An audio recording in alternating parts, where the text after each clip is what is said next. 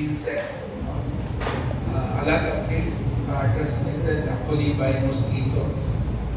Mosquitoes is a very good vector. Okay, so ARBO means arthropod-borne virus. Okay, so it's actually an ecology grouping. So it derives, the members of this grouping derives from several members of viral families, particularly Toga virus, Bunya virus, and Flavivirus. I'm not saying that all Toga, all Flavi, and all Bunya are arbovirus. I'm just saying that members of these three families are somehow grouped into these arthropod viruses or arbovirus. So technically defined as transmitted by insects, especially insects that will suck blood. So one particular vector that is very good at this is mosquito. Marami ng blood-sucking insects, ticks, ang mosquito talaga ang very perfect nila yung pag-vector nila. By the way, mosquitoes does not only transmit virus, pati ano ba? Tawag dito, protozoans, di ba? Mosquitoes, malaria, filaria. Okay, so the point here is that the vector doesn't get sick. They harbor the virus but doesn't get sick. And when they now feed, looking for blood, when they infect humans, technically yung humans ay tangential lang, hindi man talaga smedya ng humans. Kasi karamihan dito are maintained by other vertebrae other than humans. Vertebrae other than humans. Birds, other ruminants, cow, cattle, other mammals, pwede. Pero, siyempre, sa dami ng tao sa mundo, okay, pwede maghahanap sila ng dugo. Not from animals, not from birds, but from humans. So technically, tangential yung infection sa humans and usually dead end host are humans. Okay? So, these arbovirus, there are actually a lot, but we will not discuss all of them. We'll just give you examples. We will discuss some generalities, paano sila mag-infect. Okay, because sa sobrang dami, iba dito, wala dito sa Pilipinas. Okay, so, in general, there are 3 clinical syndromes that involves arboviral infection. Number 1 is fever of undifferentiated type. This may or may not be accompanied by rashes. Okay? So, just like any viral illnesses, di ba? Ikaw mag-rash, lagnat-lagnat, araw, kumbaga self-limited. So, more or less, benign ang clinical course. Ayaw mo dito sa arbovirus is yung pangalawa, particularly yung pangalawa, encephalitis. Kasi karamihan, hindi naman, may mga viral encephalitis that have very high case fatality rate. Okay? Kung makasurvive ka man dito, mahirap dito yung may mga anong tawag nito? Yung symptoms na sequela. So, and pangatlo, yung hemorrhagic fevers. Okay, some of them can be severe and fatal. So anong nag-determine anong clinical syndrome ka? Depende sa type of virus, anong predominant site of involvement. Okay? However, again, naay mga viruses that are associated with more than one syndrome. Ang classic is dengue. Dengue can be, a benign course, may rashes, fevers, number one. Pwede po magkaroon ng dengue encephalitis. Then, of course, pwede po magkaroon ng dengue hemorrhagic fever. So, merong mga viruses na hindi lang isa, kundi may present in more than one of these clinical symptoms.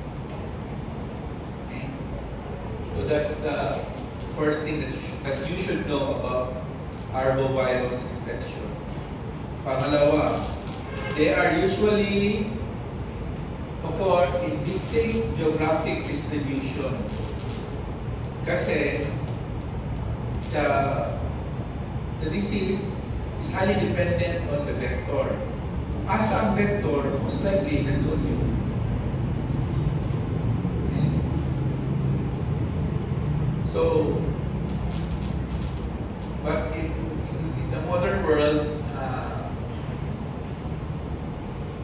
parang dandahan na wala yung geography, no? Yung boundaries. Especially yung nangyari sa dengue. We will discuss dengue because it's a prototypical arbovirus. Okay, as I mentioned, it involves members of mainly of these three groups, three viral families, Toga, Flavi, and Bunya viruses. Okay? So, because of this distinct geographic distribution, parang wala siya ng overlap. Parang, sabi ko lang parang na. Kasi yung iba, hindi naman nag-follow nito. Kasi pwede naman na environmental destruction, spread of the vector. But karamihan, mostly, have its own geographic distribution and somehow may pattern. No? A similar disease may manifest particularly in different continents. Okay? For example, hindi nag-overlap ang Venezuelan equine encephalitis which are found in the Americas, okay? And also Japanese bee encephalitis which are found in Southeast Asia and the Pacific. Okay? And similar pattern is also found in Australia. If you notice, iba-iba yung virus pero pare-pareho ang vector, pare-pareho ang clinical syndrome kasi it all involves encephalitis. And iba lang yung virus concern. No? So, yun yung ibig sabihin ng distinct geographic distribution. Now, for Toga, okay, it consists of about 30 viruses.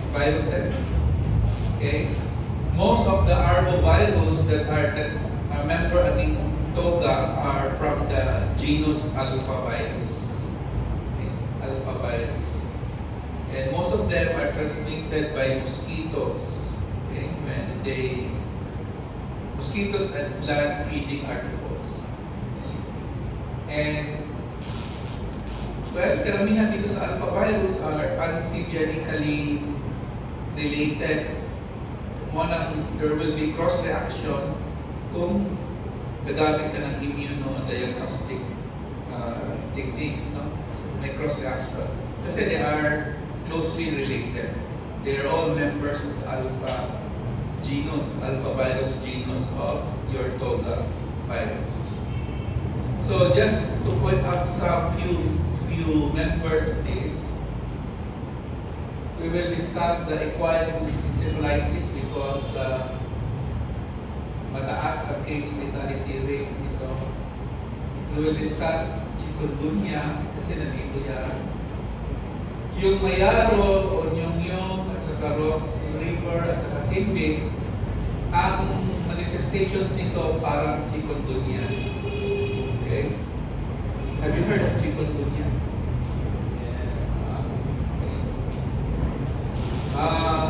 Ang prominent symptom nito is joint, mahirapan ang lakad, fever, joint pains. Ganoon din ang mga Mayaro, yung Ross River, Simbis, parang joint pain. So, palitan mo lang yung etiologic agent, ang manifestations, pare-pareho. Pero, they are seen in different areas of the world.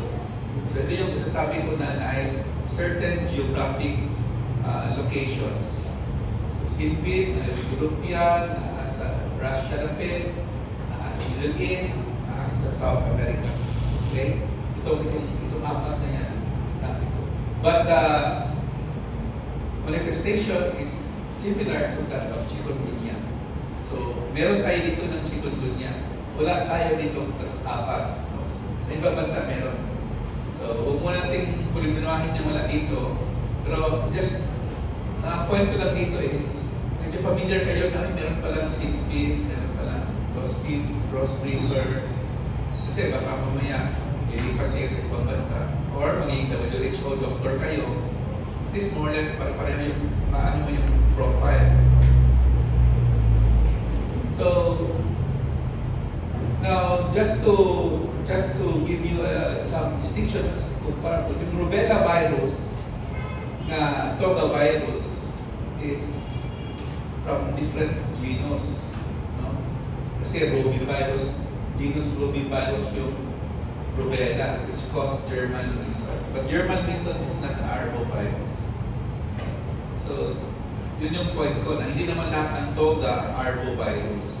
Okay? So, for Toga, yung mga arbovirus, makikita mo doon sa alpha virus genus. Okay? Now, flavivirus, once few decades ago, were initially lumped into your Toga virus. But when they found out the genetic profile ng Flavi, which are actually very different from your Toga, hiniwalay na sila, ginawa silang Flavivirus. So, naging distinct family yung Flavivirus. Okay? Dati, they are called Group B arbovirus. Okay? Many of the members of this Flavi have worldwide distribution. At saka medyo marami-rami rin members dito. Okay? Kung ako tatanungin mo, yung mga dominant na mga arbovirus actually belongs to your Flavi.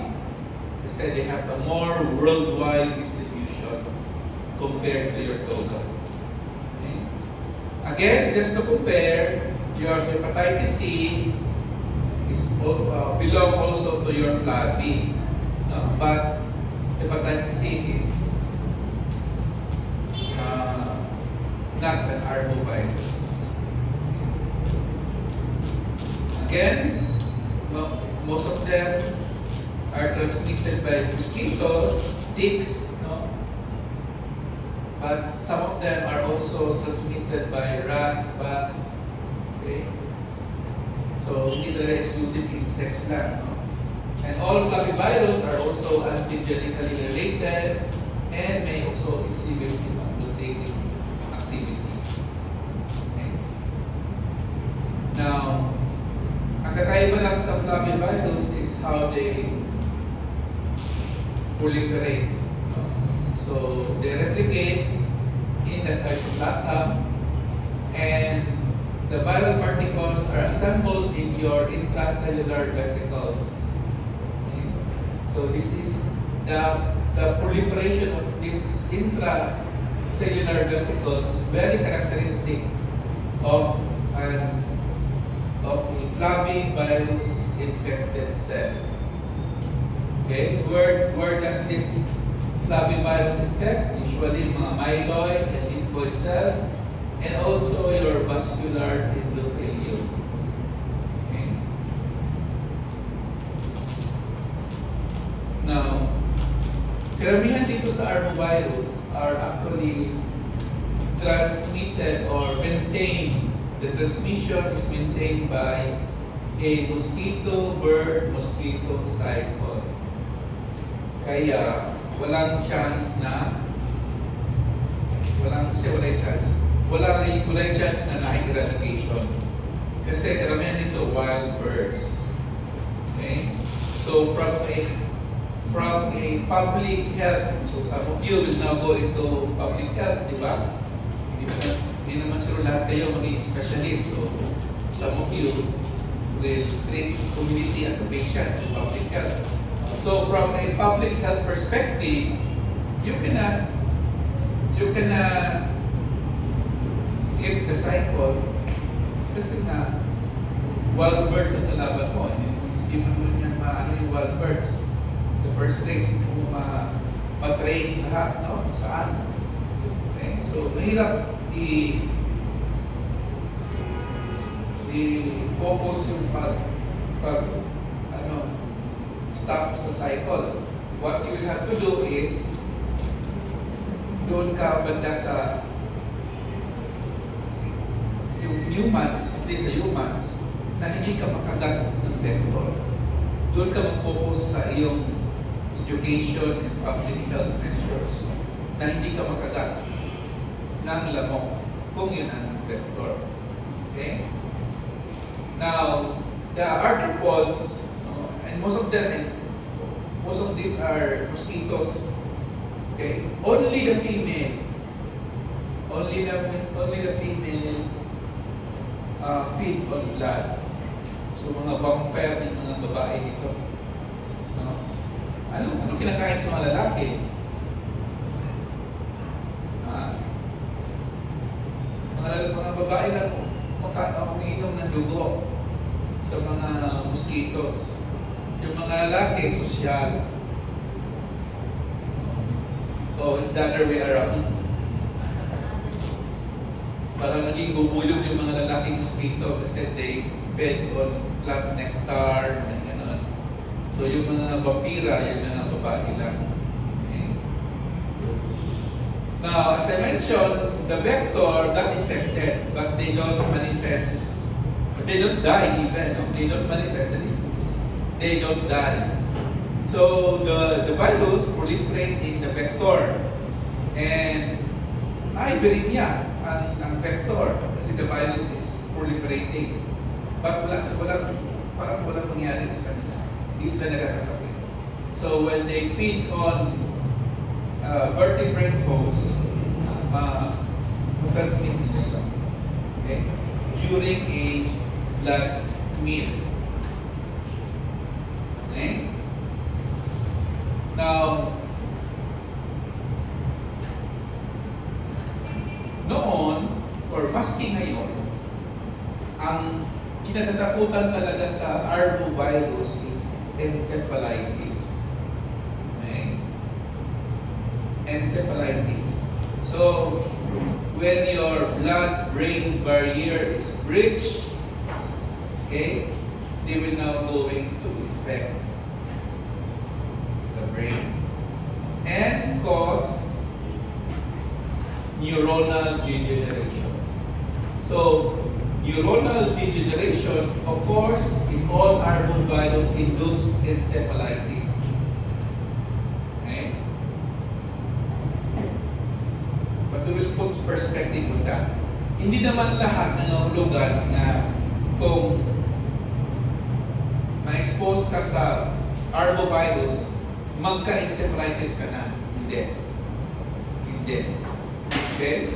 Hindi lahat ng arbovirus encephalitis agad. Okay? Pero, once it will reach the brain, sunog yung, that's why just my term, lagot yung neurons mo.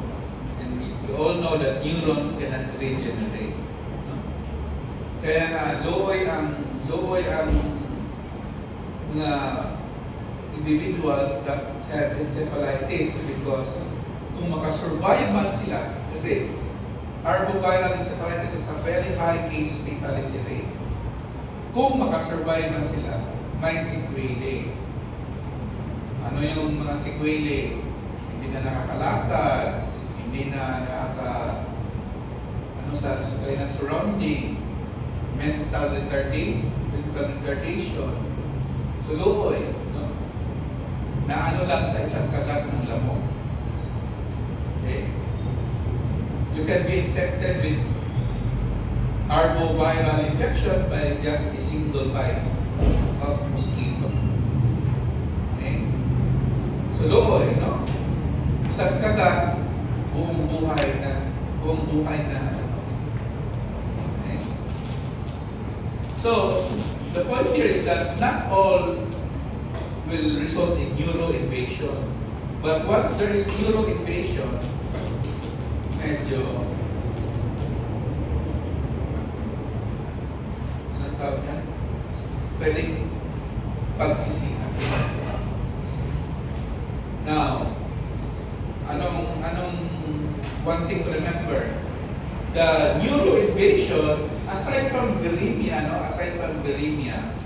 the most important factor is age of the patient.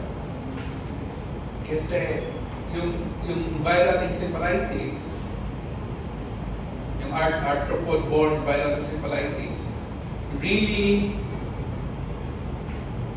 portrays a very age-dependent susceptibility. Ano yung sabihin ng age-dependent susceptibility? The very young and the very old are the most susceptible. So, yung mga newborn infants, ayaw nyo na pinapuhin lamok. And the elderly, kasi wala nang immune system pag elderly ka na. Alang infants, because ganun din, ang immune system is fully developed. Your blood-brain barrier is that developed. So, madali ang neuroinvasion ang nangyari. Okay? So, as I mentioned, aside from the level of viremia, that age-dependent is very significant. Okay?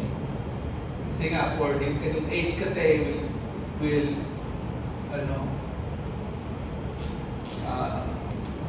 post-dependent yun eh. And yun yung pinaka-importante na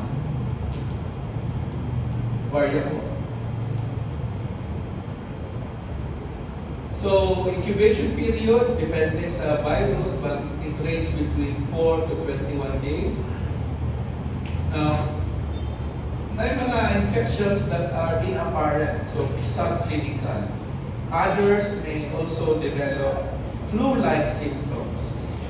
However, others will now develop full-blown encephalitis. So yun yung dyan. Wala pala kang Russian roulette. No, anong meron ka na wala sa iba? Bakit ikaw nagka-encephalitis? Yung ibang kapitbahay mo, hindi naman. So anong variables? Ito.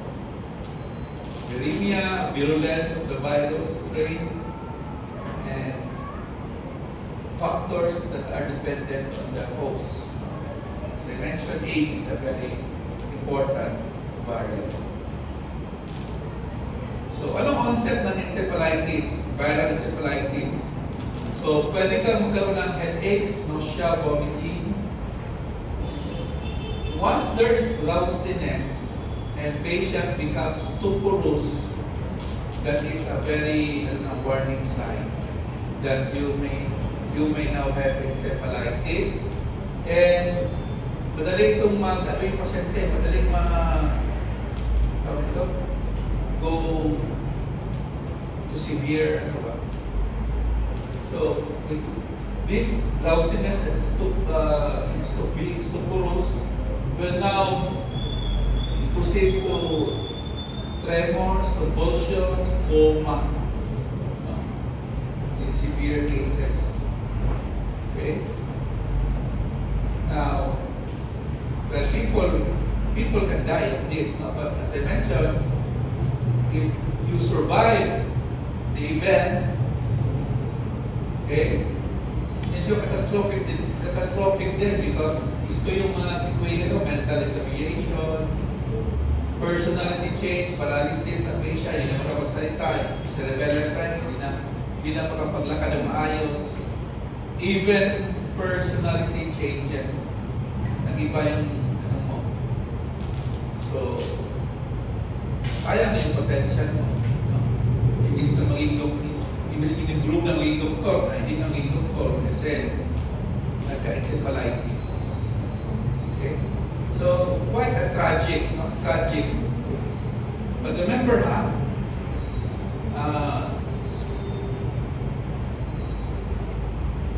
it depends on the patient kung sa manifestation. Ang ayaw mo lang talaga is the encephalitis. Okay. Immunity is believed to be permanent after a single infection. After an modification, as we will tackle dengue later. Bunya, daghan ng bunya, 300 viruses. Sila may pinakadaghan, pero sila siya na pinaka-benign. Mabuti na lang. Daghan sila, pero binigay sa hadlock yung mga bunya compared to toga and flabby. Karamihan sa bunya, aside from encephalitis, compared ang encephalitis sa bunya, hindi kayo hadlock. Kasi recovery is possible. However, bunya is also notorious for hemorrhagic fevers. Anyway, yung tatlo na yan, yung toga, yung flabby, at saka yung bunya, they are all RNA viruses. Okay. They are all RNA viruses. Ang kakaiba lang itong bunya because yung RNA genome nila segmented. No, triple segmented. So, meaning, dili isa. Ganon. Dili parang longganisa. No? Magkadugtong pero na-distinct na separate na. So, pwedeng posibleng may assortment sa RNA particles dito sa bunya virus. So, California, La Cruz encephalitis, Rift Valley fever, we will discuss them. Okay. By the way, important, I don't know kung have you heard of hantavirus? I felt ito before, hemorrhagic fever, hantavirus. Pero ano yun, is due to the rodents, mga rats, yung feces ng rats, tapos na-dry, aerosolize, yun ang hantavirus. Pero, again, hantavirus is from another genus ng bunya virus. Okay? So again, similarly, na-mention ko na yung geographic distribution. So, we cannot really put the stop of this because yung natural cycle niya involves other vertebrates, hindi lang humans. In fact, humans are dead end post. So, other measures from the health point of view is to yung personal measures mo to protect you from being beaten by mosquitoes. You can use repellents, bed nets, house screens, no? So ayaw ka pakagat ng lamok kasi baka mamaya it harbors a virus. Okay, so we will just give some few examples of the from each family. So Flavi will just discuss 4, Toga will just discuss 2, and Bunya will just discuss another 2. Just to illustrate yung mga diseases. All of these are seen in, except for Westland, are seen in the Philippines. No, except for Ecuador, ay wala po na siya. But anyway, may kanya-kanya tayong reason bakit yun ang examples. No? So Pilipinas pala, tatlo lang na dito. Dengue, Japanese bee, chikungunya, tatlo lang sila sa Pilipinas. Anyway, world traveler naman kayo, so ingat kayo kung saan kayo pupunta-punta. No? Baka mamaya, you will be in the area where these diseases are endemic. Okay. Unahin yung dengue kasi wala akong tagalog sa dengue. In the last 50 years, they rise to become the most notorious of the arbovirus. Okay, dengue is a member of the flavivirus. Tandaan nyo, it has 4 serotypes. Very important. Yung 4 serotypes na yan. Kasi if you notice, hanggang ngayon, despite the notoriety of the dengue, walang vaccine. Okay? Because there are 4 serotypes na. Okay? At saka medyo weird yung dynamics ng dengue. Okay? So the life cycle involves humans and mosquitoes. Okay, humans and mosquitoes. Of course, there's another cycle that involves primates or monkeys. Now, if you plot the countries affected by dengue, it mainly involves the tropics. Ano ba yung tropical countries? So these are countries, if you, I don't know, nag-aaral kayo ng globe, di ba na kay Tropic of Cancer and Tropic of Capricorn. In between those, yun yung tinatawag ng tropical countries. Makikita mo sila nasa gitna ng globe. Okay? So yun yung tinatawag ng tropical countries. Okay? Okay. So aside from the location of the country, anong significant dyan? Ito, nandyan. So maliit na. What do you think is the significant in this map? Aside from being tropical, of course. Yung red, nandun yung mga it reached epidemic proportion, yung naka-red. Yung naka-pink, meron ding dengue. Pero yung naka-red talaga, it reached epidemic proportion in those countries.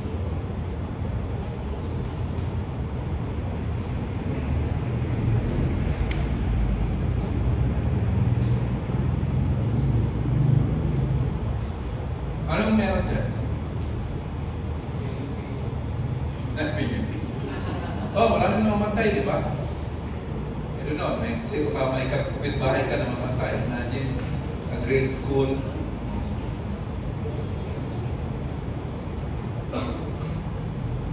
Okay. Hindi, di ba sabi ko, kung saan yung vector, nandyan yung disease. So, ibig sabihin, ang common dyan, aside from the location na nasa tropical, is that nandito yung vector ng dengue. The primary The primary vector of dengue is the mosquito called Aedes aegypti. Okay? Aedes aegypti. Yun yung common dyan. Nandyan yung lamok na Aedes aegypti. Okay? Of course, sa mga virus, do you want to be more technical? Yun na siguro, no? They produce proteins, and from the proteins, these proteins are used for attachment, and kaya receptor. Ganun naman talaga ang virus, di ba? Tapos kayo sa virus, di ba? Second year pala ito. Tapos kayo sa virus, yung general characteristics ng virus, of course, na kailangan ng receptor. Paano ba magkaano mo lang ng receptor? Now, ang importante dito from the clinical side is itong manifestation ng dengue. Kasi dengue can be benign, dengue can be severe. Sa mga severe, ito yung dengue hemorrhagic fever, dengue shock syndrome. So, what gives? Ano ba yan? Russian roulette? Magka-dengue hemorrhagic fever ka, magka-benign ka, or magka-severe ka, dengue shock syndrome, alas mamatay ka na, yung iba na mamatay ka na. Okay? Hindi siya random. Meron siyang sense. Okay? Now, dengue as a disease is severe when you are previously infected by dengue fever of one serotype. Then you will be exposed to another mosquito carrying another serotype. So, pangalawa ka ng dengue. This time, iba ang serotype. Yung pangalawa mo, yun ang medyo malala. Okay? And one of the possible reasons is this so-called mechanism, no? Antibody-dependent enhancement. So this occurs in a person previously infected with dengue of another serotype and now gets dengue the second time around but of another serotype. Okay? So what happened here? Hindi na ma-explain mabuti, but the previous antibodies of the old strain of dengue, yung previous strain, example, dengue number 2, nakagat ka na dengue number 2, tapos ngayon dengue number 1, the previous antibodies to that strain, una, somehow interfere how your body interact with the current infection. And sa madaling sabi, parang na-enhance yung pagpasok ng virus the second time around.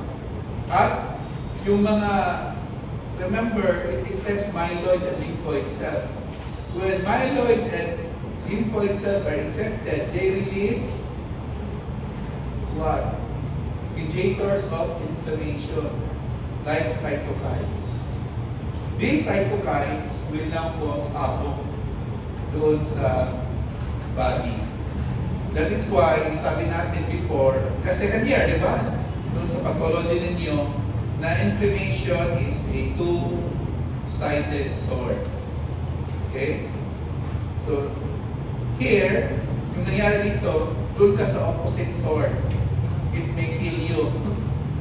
Okay?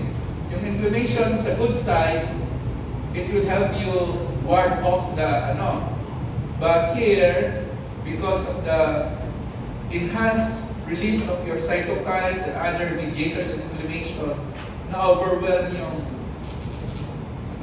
defenses mo. Okay? So, yun ang nangyari dito sa what we call antibody-dependent enhancement.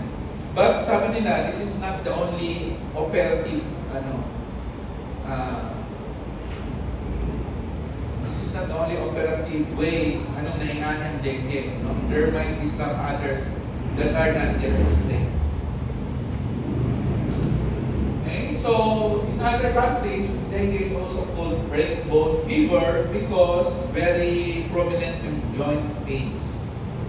Okay, joint pains, very prominent. So again, it may start as a headache. You may have characteristic petechial rashes, okay, and of course the muscle and joint pains.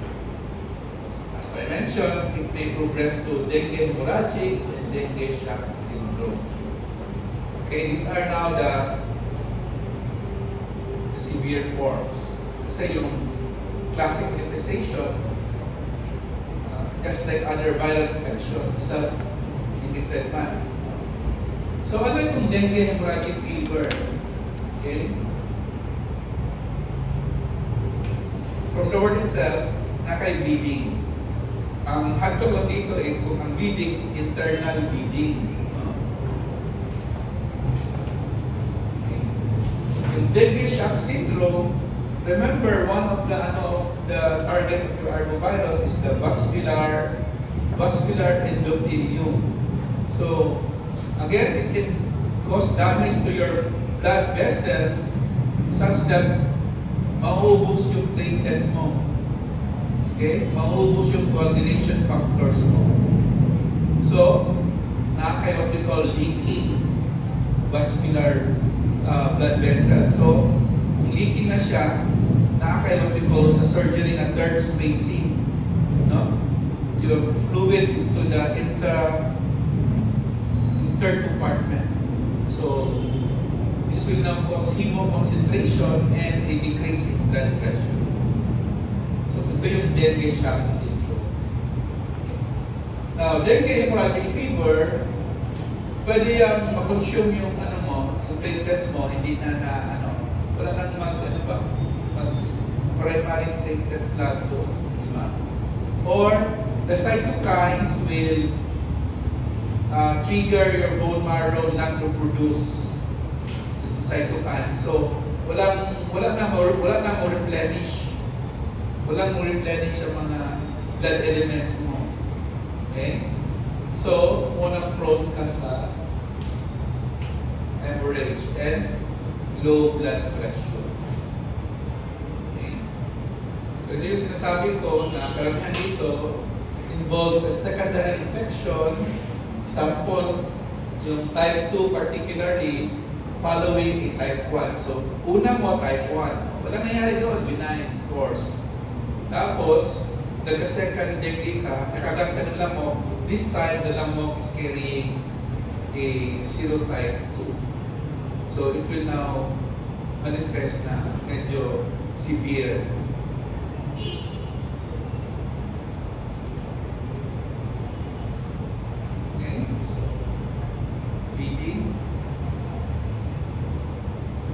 Pwedeng bleeding yan, putok yung gagmay ng blood vessel, pwedeng sa gastrointestinal, okay, gastrointestinal, pwedeng sa genitourinary, nangihingi ka hematuria, okay. So let's now characterize the Aedes aegypti, which is the primary arthropod vector. Although it can be also carried by another vector, Aedes albopictus, pero primary talaga si Aedes aegypti. This is a day-biting mosquito. Day-biting mosquito.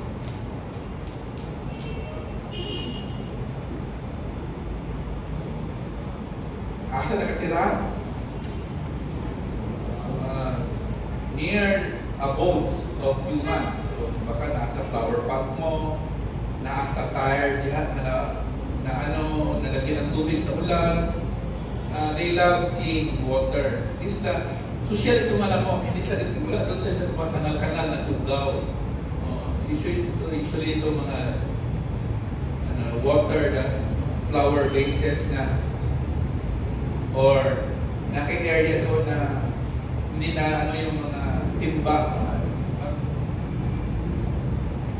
or storage, water storage na open, pwede sila mag-breed doon.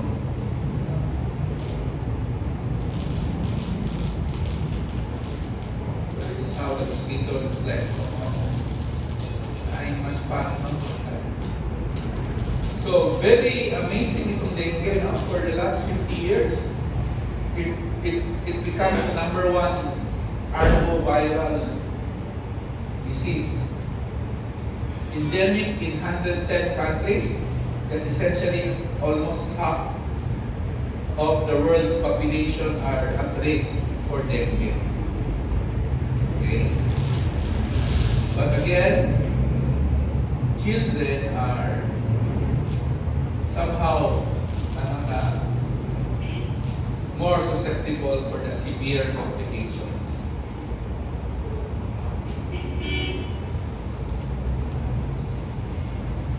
Okay, let's go to the phases. Now, there are 3 phases of dengue.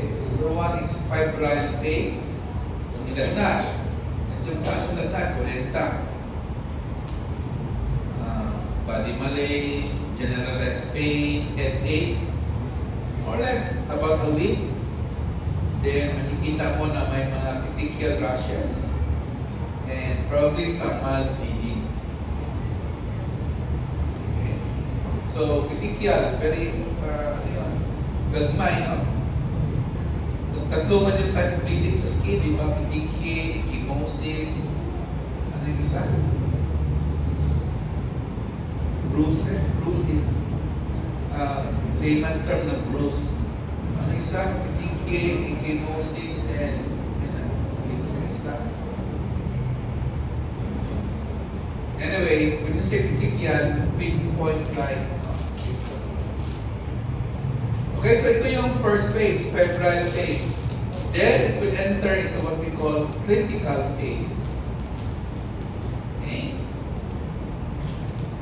So ito yung phase na, remember, dengue will attack your vascular epithelium.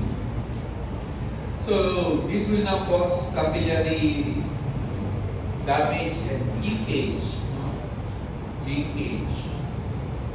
So kung hindi magapan, it may lead to severe bleeding kasi nga vascular epithelium and organ dysfunction kasi nga meron kang hypovolemia and decreased blood pressure.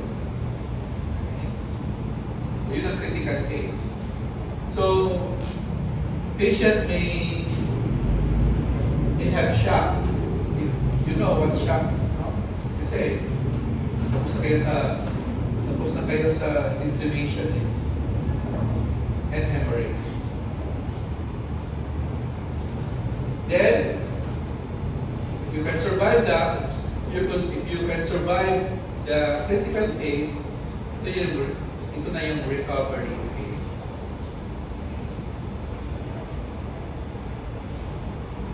Now, merong encephalitis ang dengue. Now, dalawang klase encephalitis ng dengue. Number 1 is, kung yung dengue virus pumunta sa brain, so magkaroon ka ng encephalitis. Pwede rin magkaroon ng what we call encephalopathy, brain dysfunction, pero indirect. Because i-target mo ng liver, the liver mag-cause ng dysfunction and it will now cause liver encephalopathy. So, dalawang klaseng encephalopathy ang dengue. So, you have to distinguish that as a clinician. Baka pwedeng encephalitis or the encephalopathy is secondary to organ dysfunction like the liver. Maraming limits itong dengue. It can actually cause liver failure, sabi ko, kaya nagkaroon na ng liver encephalopathy. Pero it can also cause myocarditis. Okay? Then meron mga neurologic na describe associated with dengue, like your Guillain-Barré syndrome. So, medyo challenging itong dengue pala kung magka-complication. So,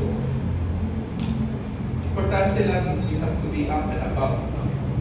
Na, oy, this might be a complication of dengue. So, may module ng pedya sa dengue. May pedya kayo, wala pa kayo sa kanya. Kayo lang, third year kayo. Naman na ng module yung dengue kasi sa pedya kasi very important. So at least meron ka ng background sa pathophysiology. May background ka sa ng dengue para by third year ka na. Yung clinical aspect na lang, ganoon naman usually eh. Normal first year, abnormal second year, therapeutic third year. Alam mo yung anong gagawin mo. Sa residency, fine-tune mo kung anong gagawin mo. I mean, details talaga. Pero kung third year, kung anong gagawin mo lang. Kasi idea anong gagawin mo. Pero details sana, doon sa clinics, you are exposed in the hospital.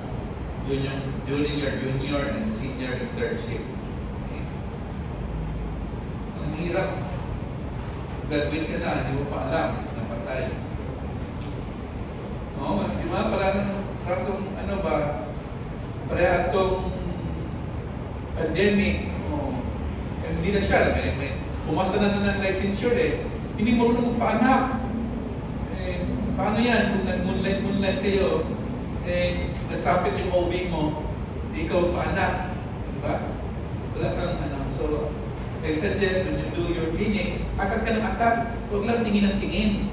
Hindi ka matututo kung tingin ka lang. Hindi naman nagtitingin lang tayo dito sa medicine, diba? Tahi. Anak. Volunteer, diretso. Pag doktor, alam naman mag-practice ka kasama mong klase, hindi naman. Diba? Ikaw naman mag-isa sa clinic mo. Hindi naman tatawagin yung buong, can you refer to my classmates, all of them? Hindi naman pwede yun, diba? So, yun yung sa learning. Kasi, habang wala pa kayong lisensya, you're allowed to commit mistakes. Kung magka-lisensya na kayo, yarin lang kayo if you commit mistake. Nakuha naman yung lisensya mo, no? Tatanggalan ka na ng lisensya because anyway. So, alam mo yung the reason behind why there are severe cases of dengue. It is usually after a secondary infection of another serotype. Okay? Okay? So, just be careful, ha? Dengue can be acquired by a single bite. And as we all know, Aedes aegypti is a day-biting mosquito.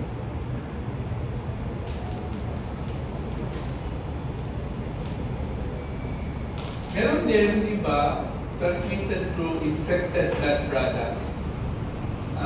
If you notice, kung nakaka blood products, hindi kasama ang dengue doon sa hindi yung mga blood products natin, hindi kasama dengue, di ba? Ano bang kasama sa dengue? Malaria lang kasama doon, di ba? HIV, hepatitis C, malaria, pero hindi kasama dengue. Kaya some of them are able to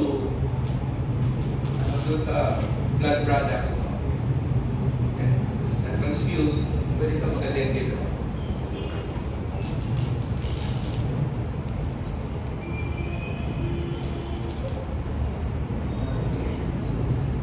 More or less, naano mo na yun, why become blood dengue shock, no? Leakage of your capillary and blood vessel damage yun. Risk of bleeding, pwede rin consumption sa imong platelets kasi naubos, pero wala yung replenishment sa bone marrow because again, the bone marrow is the target sa mga cytokines. So there's decreased platelet production. So what is consumed to plug in the damage in the blood vessels are not replenished by your bone marrow adequately. The reason because that in bone marrow mo na-target sa mga cytokines na not to replenish. Hinay ang replenishment. Okay.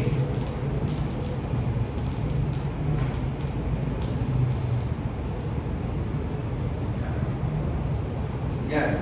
Yun yung dalawang ng severe dengue. The leakage of fluid and the bleeding complications. Yan, sabi ko. Release of cytokines, okay, leading to the activation of both coagulation and fibrinolysis. So, yun ang reason behind dengue hemorrhagic fever and dengue shocks. Okay, now, severe disease of dengue carries a mortality of 26, so about 1 out of 4. So 1 out of 4 will die. You have severe dengue fever. But most of the time, people will recover in plastic manifestation.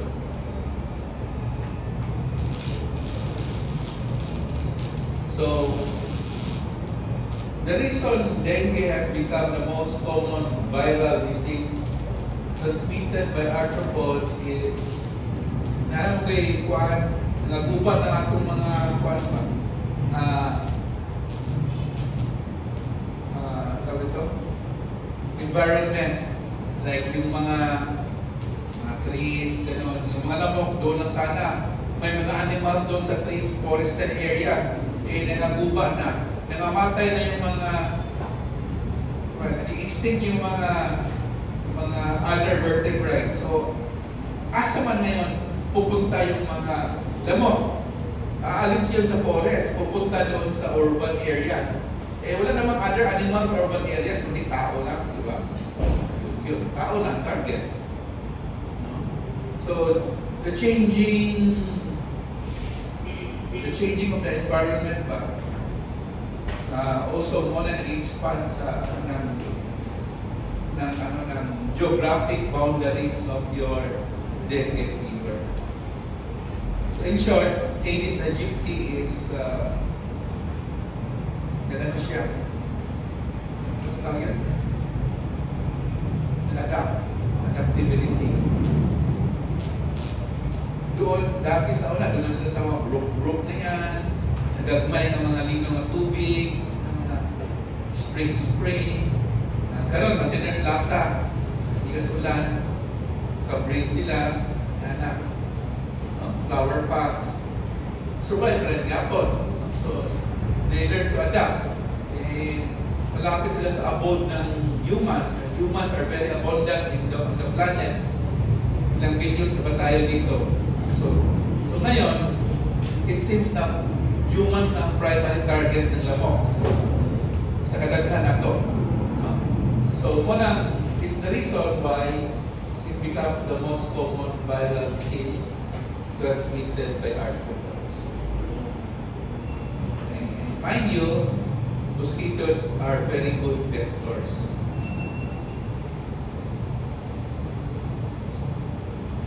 By the way, dengue comes from an African word, denga, kasi nga hindi ka, because of the prominent joint fever, hindi ka makalakad ng gusto.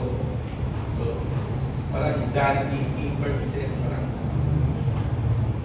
naging dandy fever hanggang naging dengue. Kaya ang unang bansa dito is break bone fever.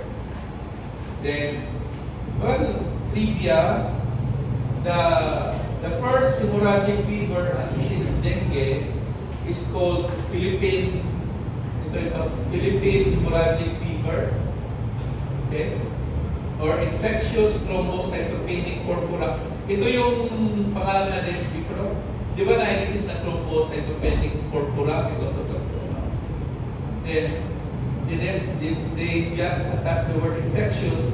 The first case na fully is nangyari sa Pilipinas. Pero at the time, Pilipino mga tayo. Amerikano pa, marami pa Amerikano dito. So, nag-research. So, it becomes Philippine hemorrhagic fever. Yun pala, meron din similar dates na nangyari sa Thailand. So, they call them Thai hemorrhagic fever. Then, nangyari sa Singapore hemorrhagic fever. When they tied them up in the 1950s, isa na pala ang cause. Okay? And it's dengue. Okay? Pero based on that journals, at those time, maraming mga ngalan sa mga disease, entities. Pero it turns out na they are all manifestations from dengue. So ito na, medyo history na ito, no? Pero it's been identified and recognized long before. Okay, 1953, para tayo na 1953. Just the end of World War II pa ito. So by 1970s, it has now become a major cause of childhood mortality. Kayo, siguro, ano naman kayo? Nung paglaki nyo, minsan may mga epidemic, no?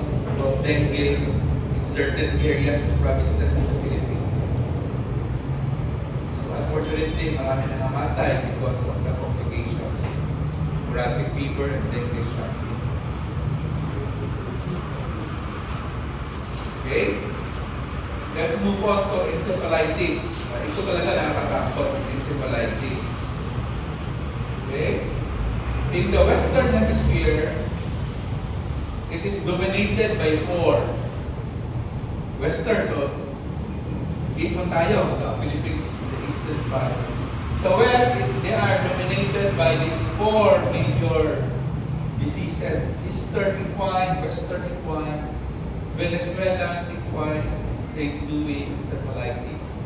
If you notice that the top 3 na equine because they mainly infect horses more often than humans. Okay? As I mentioned na, supposedly humans are tangential na. Nagkataon, kumbaga tangentials, nagkataon na nanood ka. So kinagat ka ng lamok kasi gusto ng lamok ng lahat. Eh, ikaw nandoon, kinagat ka. Okay, so again, ito yung geography sa 4, no? St. Louis. Among the 4, the St. Louis is the cause of epidemic encephalitis in the Western Hemisphere. Kaya nga, although the map is United States kasi magaling kasi sa research, no? Then, we have ito, California encephalitis to. Buwan niya yan, no? EE and WEE, yun ang adlaw. Okay? Especially yung Eastern equine. But anyway, it is also maintained by a bird, mosquito, cycle. Okay? So, anong klaseng bird? I-identify mo nila kung anong klaseng bird. English sparrow. I don't know, before when I was young, malinaw ka sa different species ng bird. Very colorful. Maraming karaan ng katao na nakalibro about birds. Do you know who is one of the most famous, ano man tawag ng ornithologists who study birds? Do you know? Sino? James Bond. Not the movie. Kinuktilan niya yung author yan ng Birds of the Caribbean ata.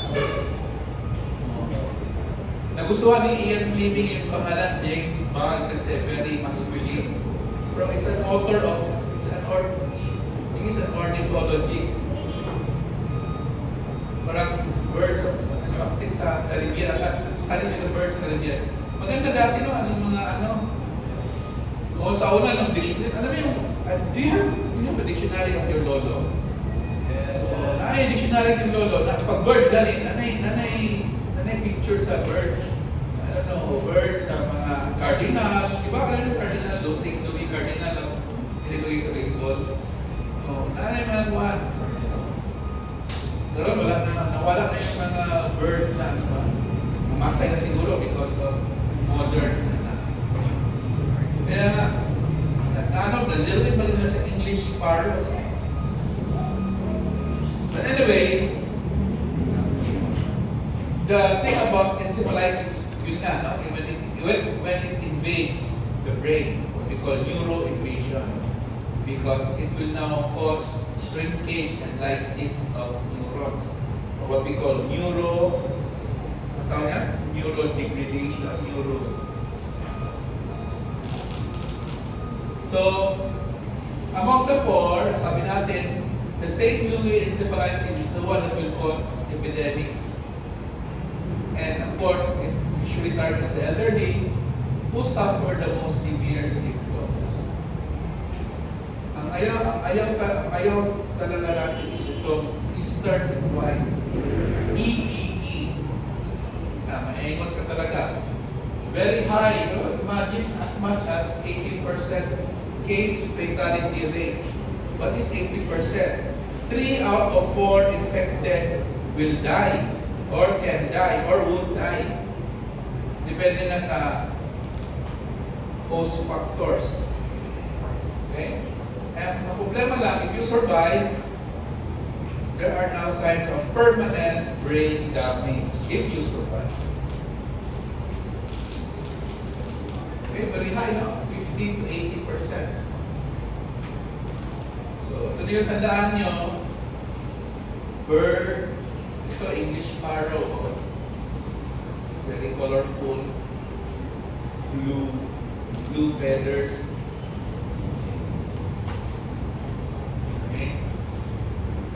Here naman, itong toga viruses, ang ilaha naman carrier is Culex mosquito. Di ba may nandun ng Aedes? Kanina sa dengue. Ito naman Culex. C-U-L-E-X. Culex. Muna ang itawag sa Culicin mosquito. Okay? So, just be careful kung, how do we have the technology na we can identify female mosquito, no? Kasi yun na ang pagkagat sa iyo eh. Pag male, okay lang mapakagat. Pag female, ayaw.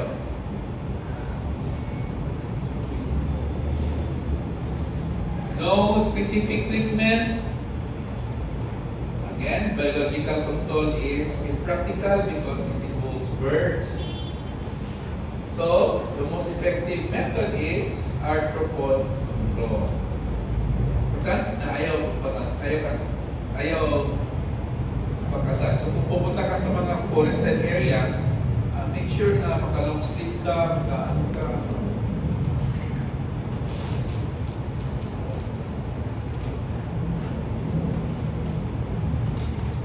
Okay.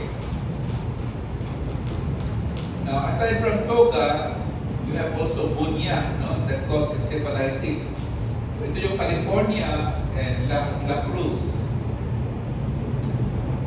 Now, again, they also found in wooded areas because lahit na po ng ilang vector. Si Aedes, pero dili Aedes aegypti.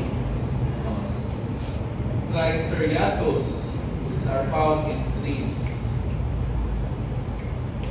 La Cruz is a name of a city in Wisconsin. Ano yung Wisconsin sa US? Doon sa Milwaukee. Diba na kayo fan pa kayo ni Giannis dito. Milwaukee, Wisconsin yun. So there's a city there called La Cruz. Okay? That's where the name first identified na doon. Okay? So ang naka-separate, naka-distinct dito is compared to yung mga toga na mga encephalitis virus that is start acquired sequelae. Ito, neurologic sequela are not common. So, arang-arang itong mga bunya pagdating sa encephalitis. Okay?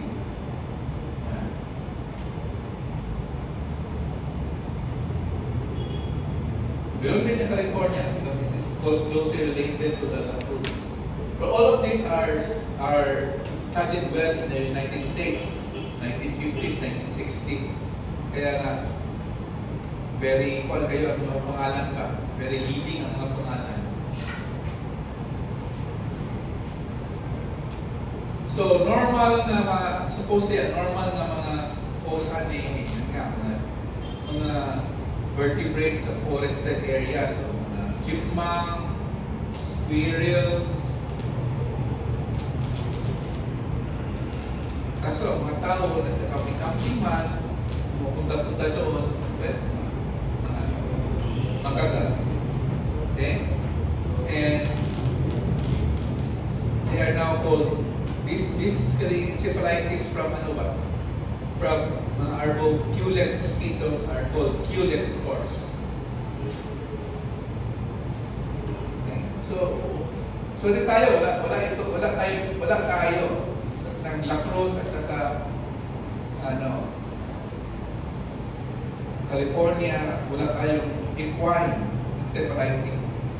Ang meron tayo, Japanese bee encephalitis. Okay?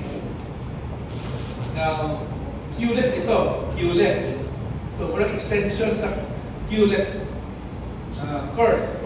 Pero, iba naman ang species ng Culex.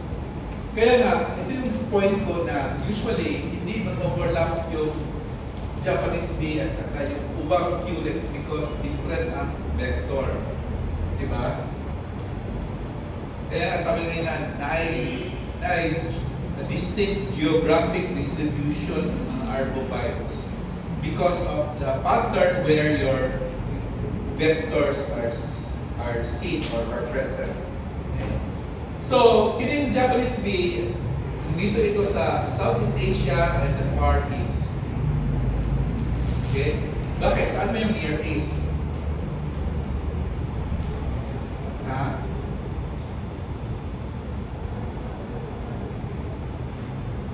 Ano mo Near East?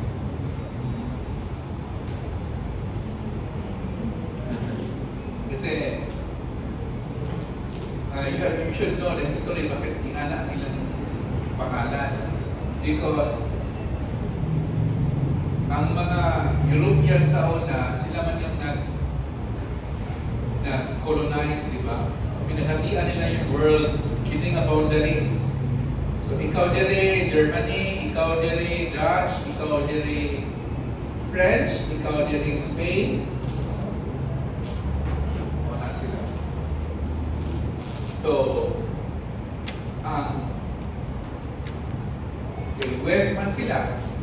So, the Far East is the farthest part. The Far East is the farthest part from them. No? By the way, kaya nga medyo makalibog because sa inyong if you don't know history, ang international dateline, saan ba ang international dateline? Ha?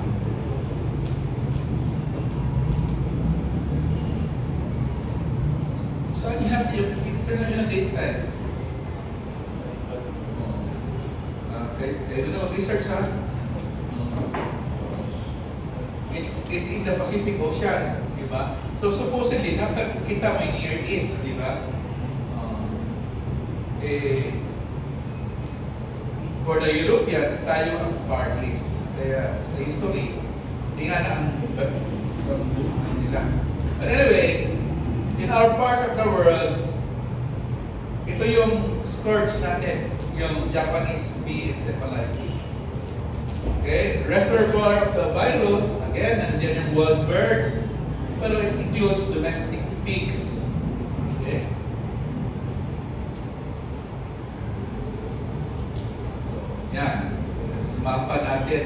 So, ito yung Far East. Saan ang Near East? Ito yung Near East.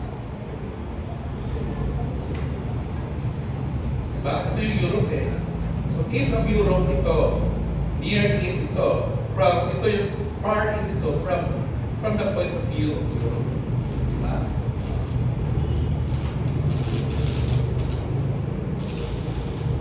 Okay. So, ganun din. Pareho naman yung encephalitis eh. No? Onset, di ba? May rigidity, cachexia, convulsion, mental retardation, coma. Yun ang full, okay?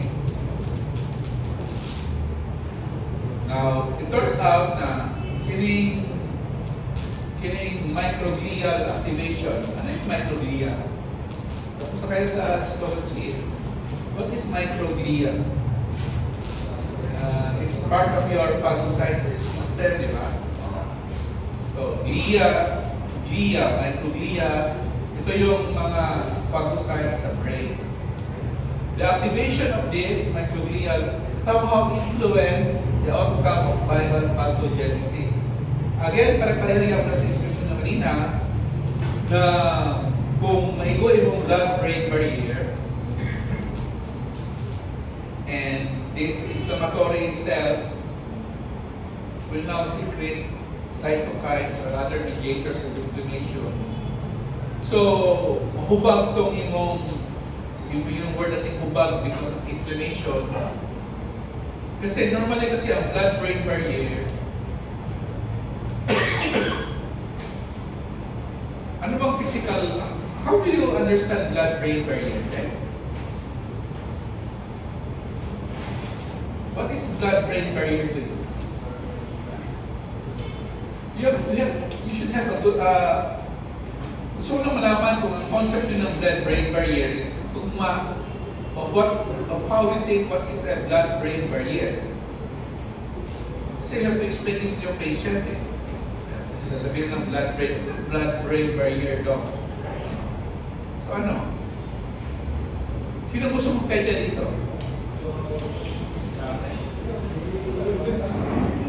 Di ba? Of course you cannot explain to the child, but you can explain to the parents. Kung matanong yung parents, magkabunga-bungaw, ay, yan eh.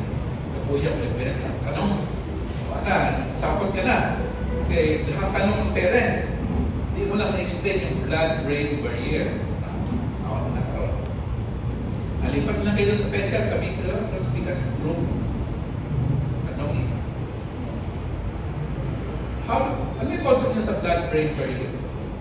Ang point mo na if there is inflammation sa blood-brain barrier, sayo yung pagsulod sa virus.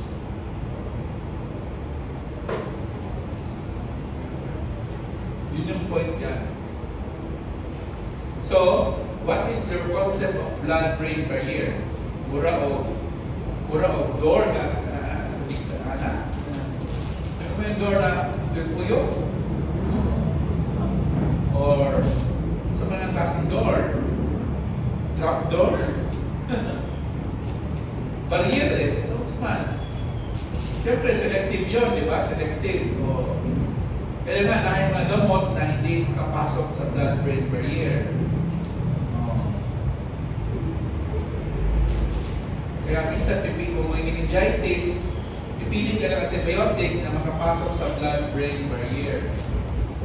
Para sufficient yung concentration doon, makapasok siya. Pero kung naka-meningitis mga usually masisira yung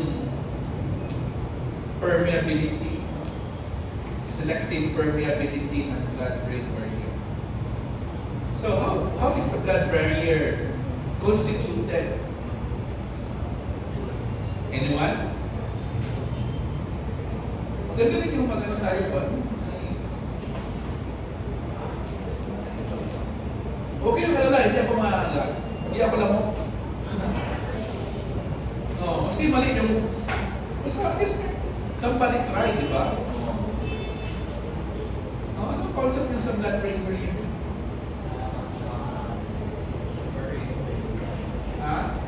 Yung physical pan ba?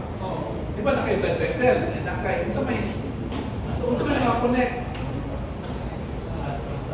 Technically, no, hindi na siya membrane, ha? Yun ang maling akala talaga. It's not a membrane. Okay, dapat blood-brain membrane, di ba? Bakit hindi membrane? It's a blood-brain barrier. Ano yun? Ano yun sabi mo? Astrocyte. Anong nasa astrocyte? Ha?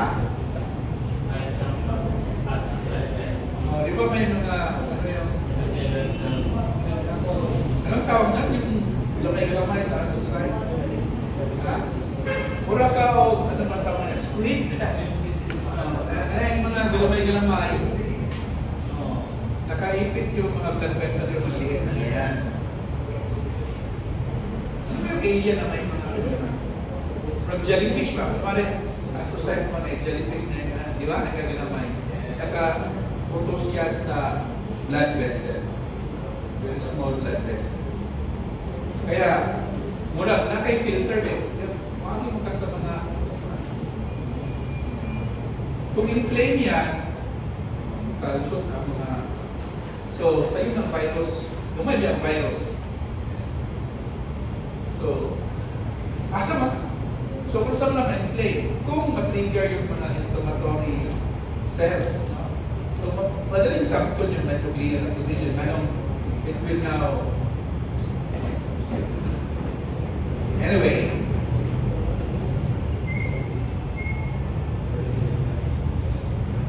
now, Japanese bee is a flavivirus, so it infects the endoplasmic reticulum. Di ba sabi natin pag flavivirus, it will now build the viral particles doon sa intracellular, di ba?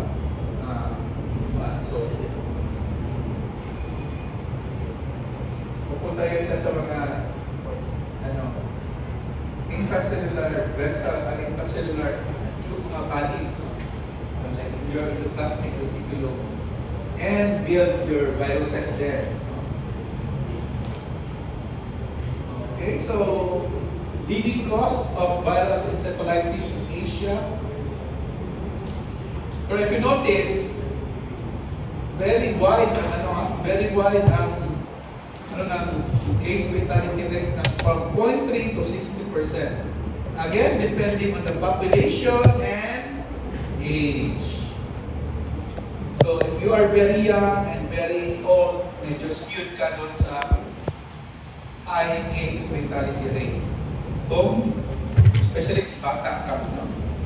Mga neonates and infants. Kaya nga, very taas ang ng case fatality rate. Pero generally lower than your starting point. Now, asa mo makita ng itong kung sila na yung vector Culex. Usually, again, naasa mga rural areas. Mga kahoy, rural areas. So, aside from humans, it also causes encephalitis in cattle and horses. Okay?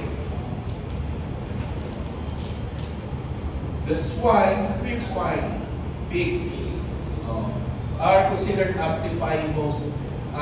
Dili magka-encephalitis ang swine, pero kung pregnant yung swine, yung pigs mo, pwede sila mag-abortion, hindi sila magka-encephalitis. Kaya nga, swines are amplifying host. That is also the reason, kung ikaw nasa public health, di mong balay, ayaw ka pare o tangkal sa baboy. Di ba? So, di ba usually sa rural, ay mong baboy, tangkal, pero di mo nyung palayo-layo kayo kasi kawag mong baboy, hindi mo makita. Naman, pero they have to be some distance. In fact, may mga research they have to research ano ba yung flying capacity ng mosquito. Ilang meters ba yung flying capacity ng mosquito? They ano niya? Ang murag visa sa Iraq ba nga? So may range ng mosquito, mamulupad. So, muna nga, because they notice na swine sa pang-amplify host, kung ikaw naka sa public health, manong inyong babuyan ha, dito muna, ayaw tapal sa inyong kwarto sa inyong balay. Ayaw gamay. Kung sa may akong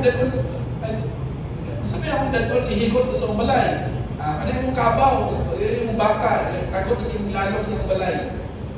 Ano man, kung nandun yung mosquito, they will now prefer your cattle and your kabaw ni mo, cattle, may paakol. Di ba? Kung gusto ka magkagol, yung na kabaw o imong baka. So mga ingana na public health, no, na mga measures, you have to be convincing to the rural folks.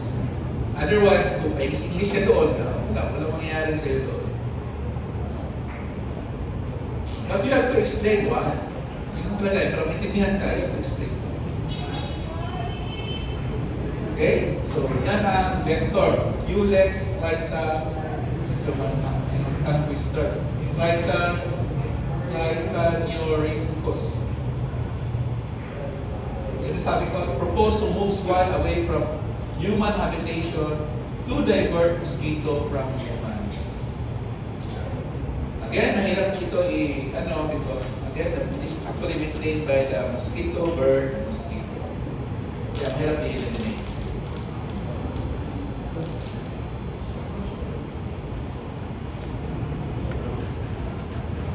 Again, mortality is higher in children.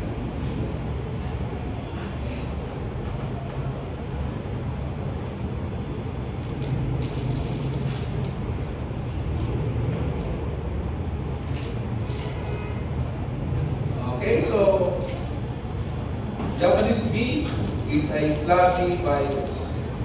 Now let's go on to the West Nile virus.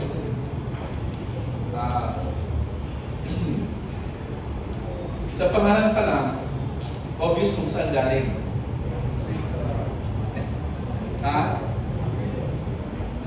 Northern Africa, di ba? West Nile, di ba? Nile River, di ba? Northern Africa. Pero, it is the leading arboviral encephalitis nowadays in the United States. Ano ingabot mo na ikan sa Africa, paingon sa Amerika? Inglupad?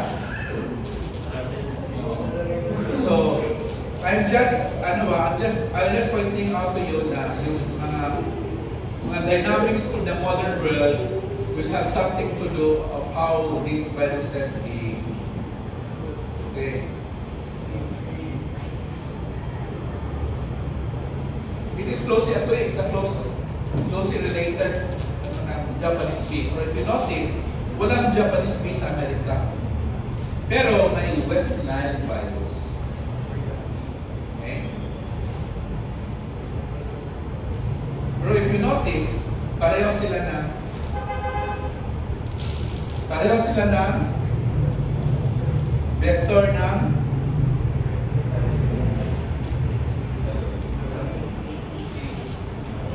Japanese bee or yung dengue.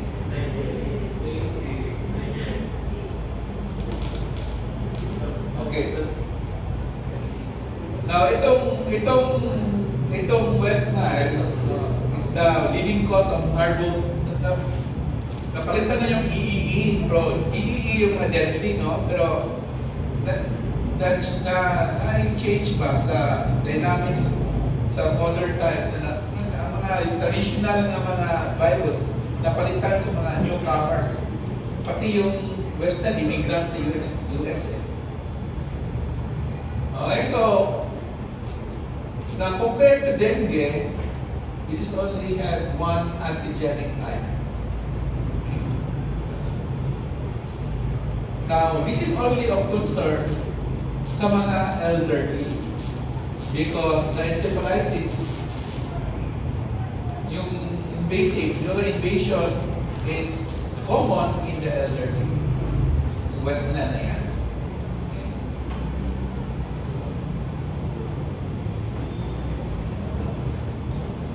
klase lamok ito? Ay, Culicin yan. Culicin.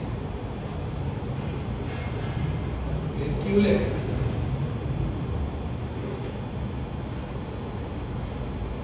So, pareho sila sa Japanese bee na Culex, pero again, na geographic distinction. By the way, itong West Nile, maganda itong case study ba? Inabot siya sa New York, most likely to nakasakay siya barko or nakasakay siya ng plano. But the thing is, inabot siya sa New York. Then, from few years hence, westward migration. Hinay-hinay. You can just imagine, kung asa ang range ng lamok, nag-westward migration siya to encompass almost the entire continental United States. And then, study at this point, wala pa. From the east, papunta sa California coast, nahinay.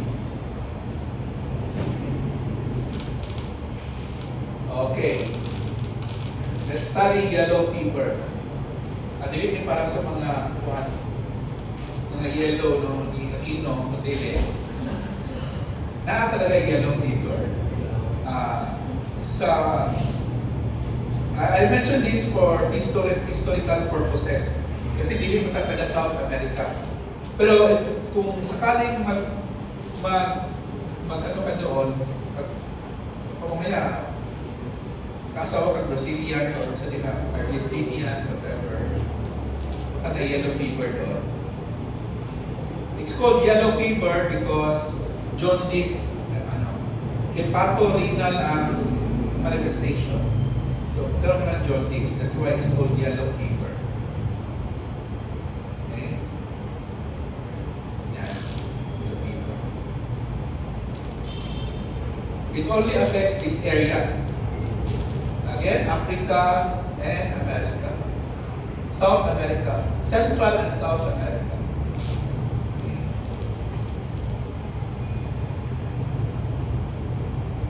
Now, the serious manifestation here is hemorrhage and circulatory collapse. Hemorrhage and circulatory collapse. Well, similar to dengue. In fact, igagaw siya dengue because this is flavivirus. In fact, this is the prototypical virus that causes humans. Anong medical historical importance. Ito yung virus na unang nalaman that cause disease in humans. Kasi sa una, tobacco virus, nila before, pero hindi nila alam na dati na ang virus pala mag-cause of human disease. Okay? Ang wala pala nila ma-penetrate na mag-cause of human disease is viruloids. Wala pa human disease that are associated with viruloids. Okay? So ngayon, the closest one is nalimot na. Okay, hepatitis B. The closest one to a viruloid is hepatitis B. Anyway,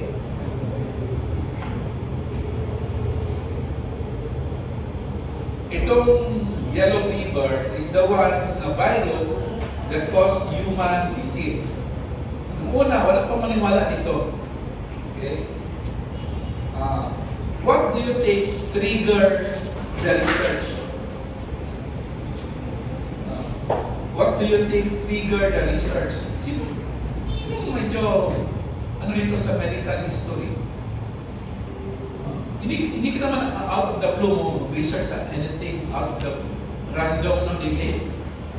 It's not out of the random na thing na sige nga, gusto kong na research ng yellow fever, hindi yan na ang world. There must be an event that will trigger ng research. Para si HIV ba? Para out of the blue na, research ka sa HIV. Dili ay. Ano man naka-trigger sa HIV? Eh, sino na ng HIV? Tapos kaya sa... lately.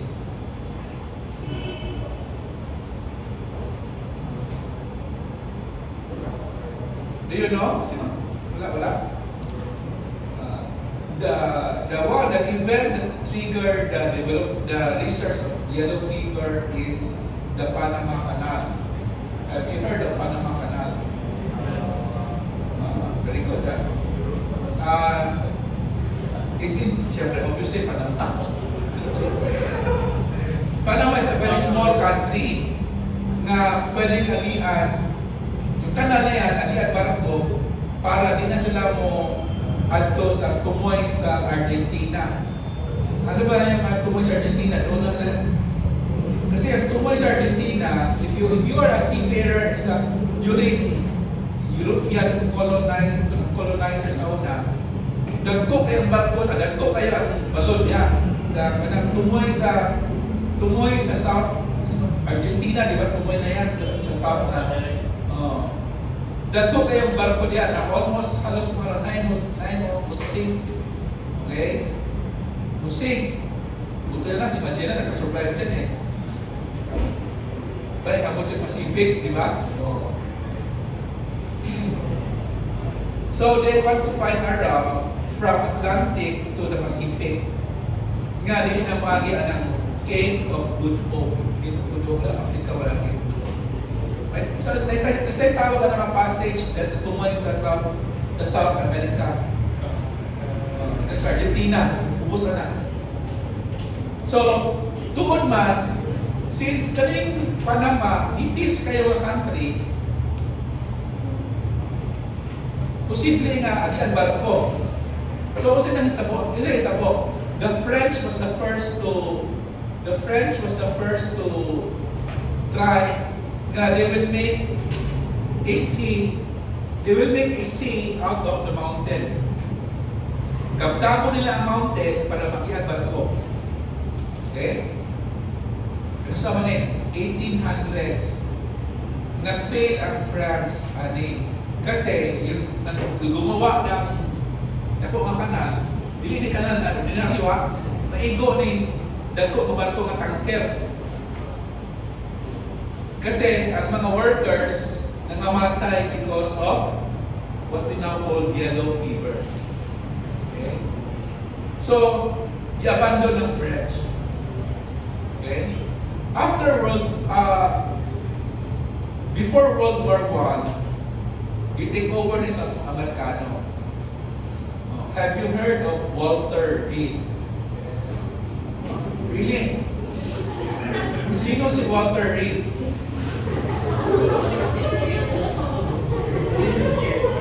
Because if you go to Baltimore, there's Baltimore, Maryland. Di ba? Hindi mo lang makikita yung Armed Forces, di ba? AFIP. You know AFIP? Hindi? Nandun yung lahat ng data about diseases are, you know, John Hopkins, of course. But there's also a Walter Reed Hospital by the military. So ang tanong ko, kilala ba niyo si Walter Reed? Walter Reed was a captain or a major, military doctor. Siya ang nakasolve aning yellow fever. So you go to Baltimore, Maryland, and history. So in short, si Walter Reed naka-discover na the cause of this, what we now know as yellow fever, is a virus. Okay? And successful sila because they invented a vaccine for this. Okay?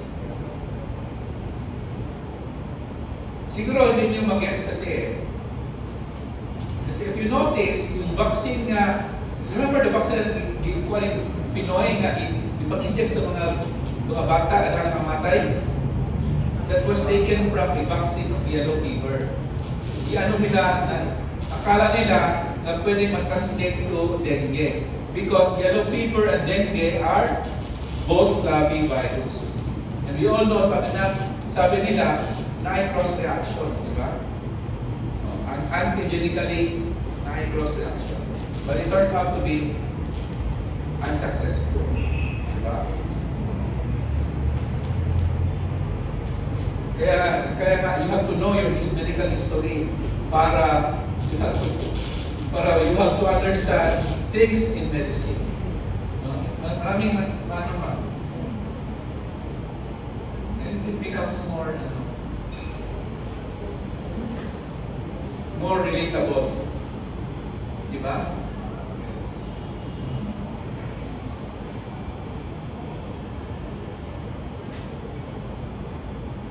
So anyway, when you have successful ang yellow fever vaccine because you develop what we call a neutralizing antibodies. These neutralizing antibodies is the one responsible for viral clearance and lifetime protection. Okay? So ngayon, there's a smart alert. So baka pwedeng gamitin natin yung yellow fever for dengue.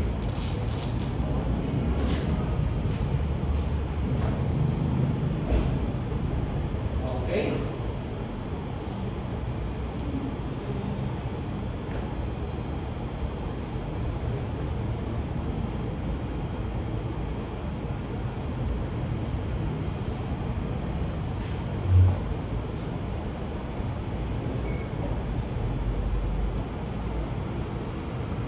Now, if you notice, the vector of your yellow fever is also the same as that of dengue, Aedes.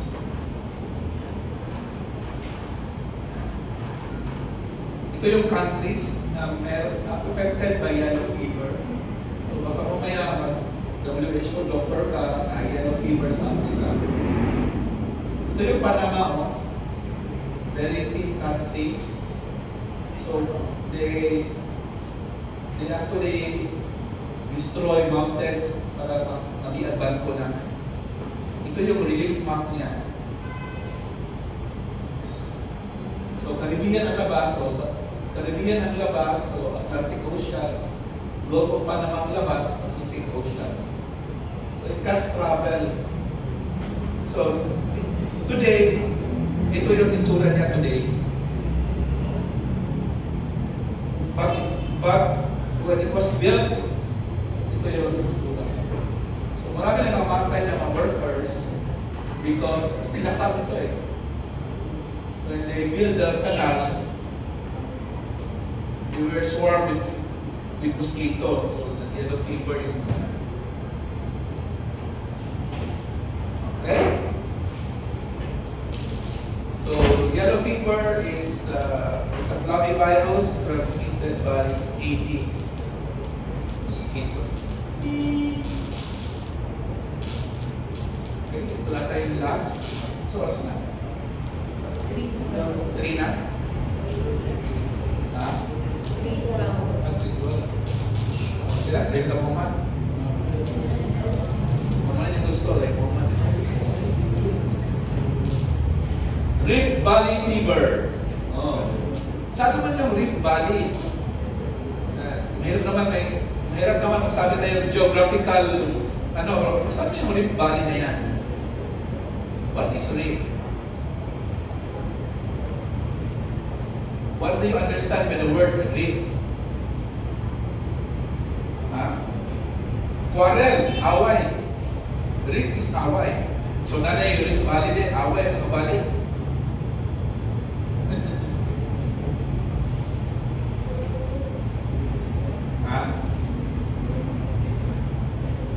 Yeah.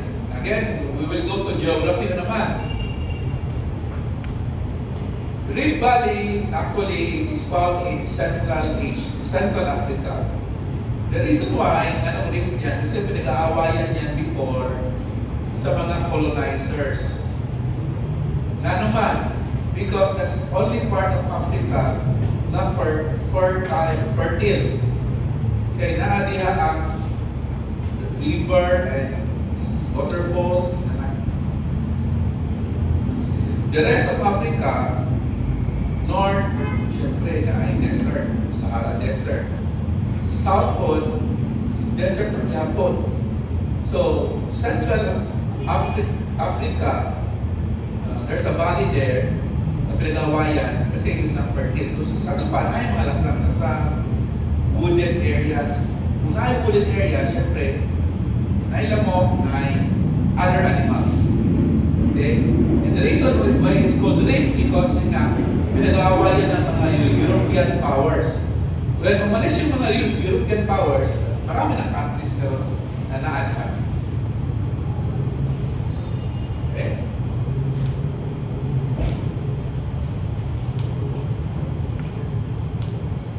Anyway, na. Kasi out of topic na eh. Alam mo, this is talaga, no?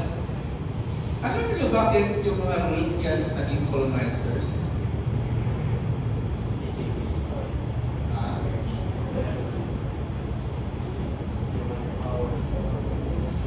Actually, it's an offshoot of industrialization. Di ba na age of industrialization? Ano ba yung industrialization? When machines were being invented. Okay? Now, when machines are being invented, hindi na mano-mano, laman ng ano. So, pas-pas ang production. They want consumers of these products. Kasi hindi naman pwede ko ibaligyan mo lang doon sa kanila. Kasi excess, ano na eh. Example, kung magbag, nasamba, o kumaog sa nila, whatever. Kasi machine na gumawa eh. So, you need people to consume the ano. So that's one. Number two, they need what? Raw materials. So they conquer lands. Isa yan sa pinag-awayan sa Europe. What put the stop to that? Colonizing World War I. Okay, because sa unang mundo na yung alliances. Nabungkag nilang alliances because of World War I. Hindi lang support. Kasi ako damage. Anyway, yun ang ano ng colonizers. Kasi ano yan sa Africa eh. Kasi Africa is actually very rich. Na-poor na sila because of the colonizers. Niluwi ko sila.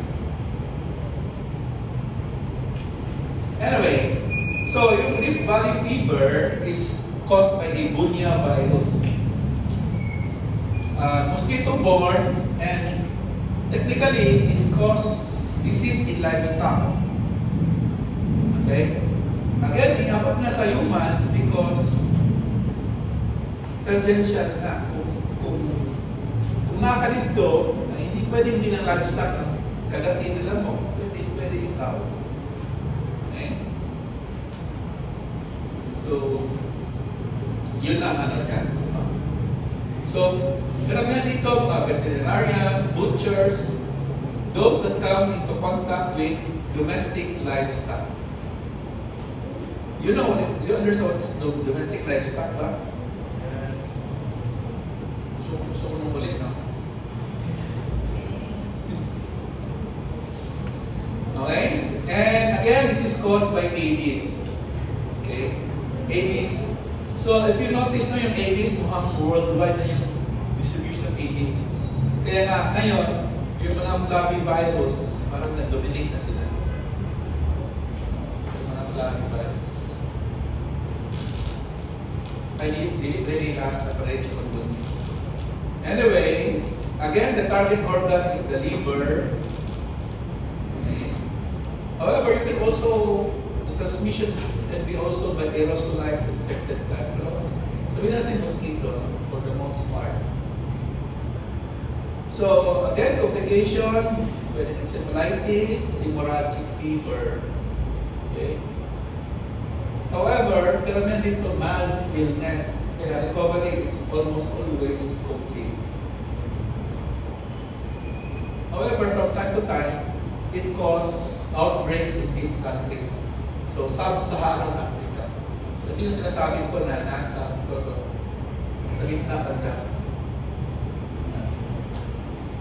Kasi ito, desert na ito eh. Ito desert. Gitna. So, nandyan yung Rift Valley.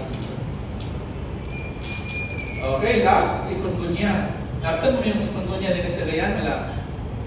Wala kita. Naiuban ako, Bisaya, ang tambal daw, binumot ang tais kandik. Ewan ko lang, ano yung abot sila ng tais kandik. Dili ka pa pala rin because of the severe joint pains, alos dili ka makalakad. No, you will be bedridden. Sakit eh, lakaw. Muna, very prominent ang joint pains. Now, if you notice, the mosquito is Aedes aegypti. However, chikungunya is not a flappy virus. It is a toga virus. Okay. Kaya, bigaw na ni si Aedes aegypti, parang multi-vortex, no?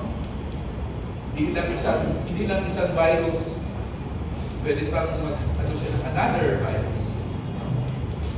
Hindi lang dengue, pang chikungunya pa. So, anyway, it started, it was first described in Tanzania, which is in Africa. And it spread through the tropics, Africa, Asia, and India. So tropics na now because yun nga, that's where your Aedes aegypti. Diba, if you notice, itong dengue na sinasabi ko kanina ba, na yung nandun yung epidemic ng dengue, similar to what is this? Similar to this, chikungunya. Nakuha mo yung kanina, sabi ko, kanina na, okay, pula lang yan kay dengue, pula. Pero if you notice, the countries that are involved are almost the same. Doon sa chikungunya. Precisely because Aedes aegypti. Pero pareho lang. Actually resembles dengue fever. Kaso lang, yung joint pain is very, it stands out. It really stands out, the joint pain. Because it's very, very debilitating. Hindi ka makalakad for days and weeks. So ito yung mga sinasabi ko na chikungunya sa ato, pero sa ubang nasod, another virus bro, ang clinical manifestation halos pareho. Ito yung CPs, Ross liver, sa Russia, South America, sa Australia, so the disease manifestation is similar. Very painful joints that makes you bedridden kasi hindi ka makalakad, hindi ka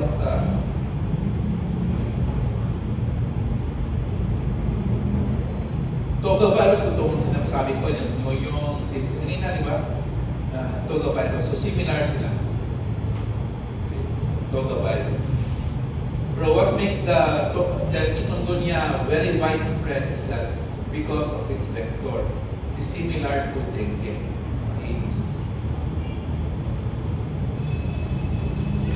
So, just to highlight pa na ang mosquito ay pwedeng dili, one vector, one disease dili. Pwedeng one vector, several diseases will carry. So, kaya in-highlight natin itong mga klaseng diseases regarding arbovirus. Okay? Ano? Pareho, Aedes aegypti o si albopictus, the same vector as dengue fever. So of course, when you do a serologic test, for example, of course, different than ELISA. So, karamihan wala tayong ano dito, no? Wala kayo test available. Pero meron yan. Hindi lang sa atin kasi cost kasi bihira lang kasi so sino pa mag-maintain ang cost. Just medyo expensive din. May expire na lang, walang na-request. Okay, so the treatment is directed primarily at relieving the symptoms. There is no vaccine, just like dengue, there is no vaccine, commercial vaccine for chikungunya. Naay mga research purposes pero wala pa ma-validate for commercial use. Okay? So, any questions regarding arbovirus? Wala na. Please me na. No?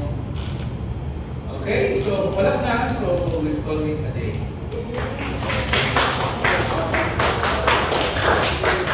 Gusto niya kapakad sa lecture or sa sayo na